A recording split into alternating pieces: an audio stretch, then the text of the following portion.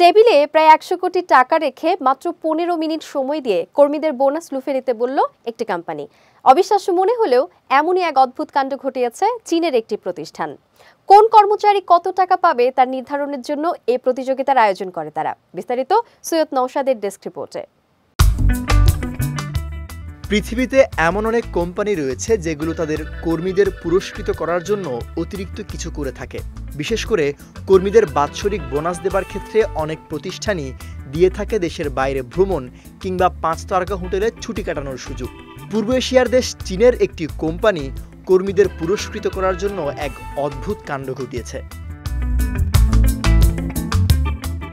ভারতীয় সংবাদ মাধ্যম এনডিটিভির এক প্রতিবেদন অনুসারে চীনের হেনান মাইনিং ক্রেন কোম্পানি কর্মীদের পুরস্কৃত করার জন্য একটি পার্টির আয়োজন করে।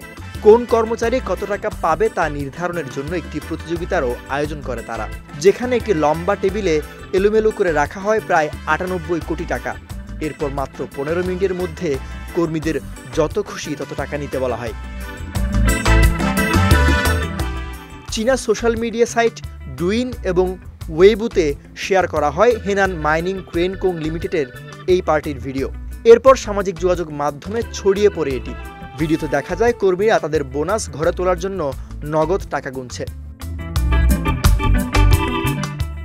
এক ব্যক্তি ১৫ মিনিটের মধ্যে ১ লাখ ইউয়ান মূল্যের নগদ টাকা গুনতে সক্ষম হন, বাংলাদেশি মুদ্রায় যার মূল্য প্রায় ১৭ লক্ষ টাকা। অন্যান্য কর্মচারীরা নগদ টাকা জড়ো করে যত দ্রুত সম্ভব টাকা গুনতে থাকেন। ভিডিওটিতে বিভিন্ন মন্তব্য করে মানুষ তাদের বিস্ময় প্রকাশ করেছে, অনেকে আবার নানান রসিকতাও করেছেন। সৈয়দ নওশাদ, বিজয় টিভি, নিউজ ডেস্ক।